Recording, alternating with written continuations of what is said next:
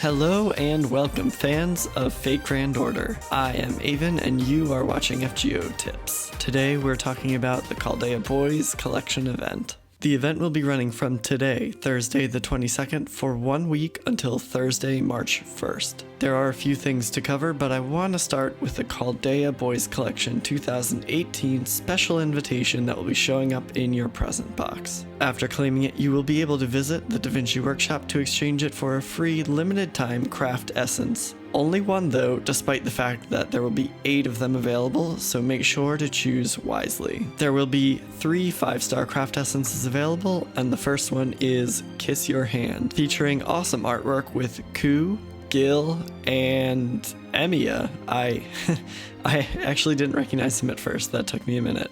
This one will boost Arts Card, Buster Card, and Quick Card effectiveness by 10% or by 12% after maximum limit breakthrough. Kiss Your Hand is a reasonable choice for well-rounded servants, particularly those with balanced decks that would take advantage of all 3 boosts. Artoria, Saber Altar, Nero, and Bride Nero stand out here in memory. They all do a decent job of generating NP, crit stars, and damage, so they will benefit from boosts to each of these, as opposed to servants who tend to specialize in one more than any other. The second 5-star CE is Teacher and I, featuring Waver and Alexander. With it, you will start the battle with your NP gauge charged to 50% and increase crit star gather rate by 300%. After maximum limit breakthrough, that bonus increases to 60% charge and 400% increase to gather rate. Teacher and I is a reasonable choice for crit star generating servants with great noble phantasms. This will allow servants like Okita, who are already generating a ton of stars, to keep more of them for herself, allowing her to crit more, charge NP faster, and use her powerful single target NP even more often. It would work the same way on servants like Jack the Ripper, who I wish I had myself. Sorry, I don't think I'm ever going to recover from failing that banner.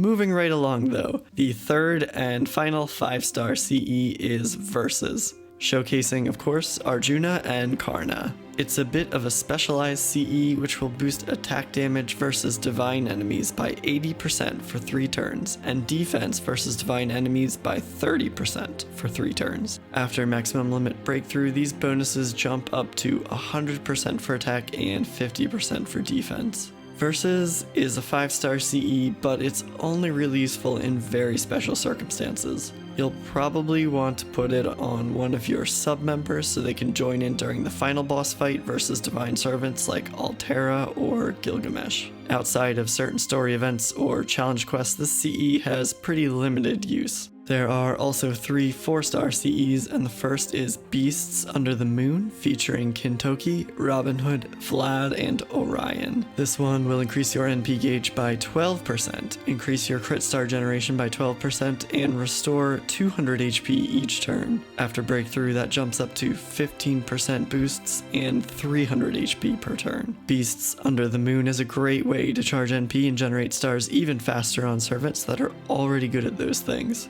The HP regeneration is great for servants that are a little on the soft side, like Hassan and... do we have to talk about Jack again? The second 4-star CE is Glass Full Sweet Time, featuring David, Jackal, and Diarmid.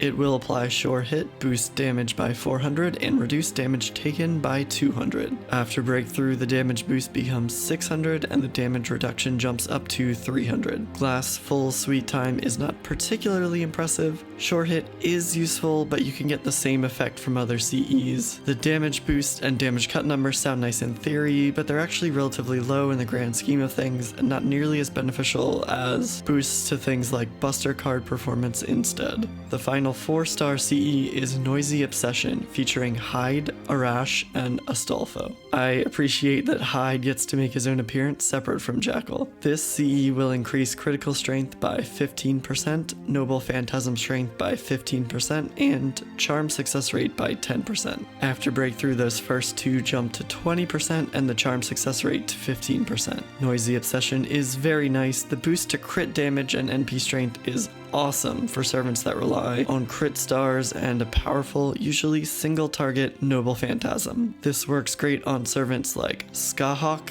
Okita, and Jack.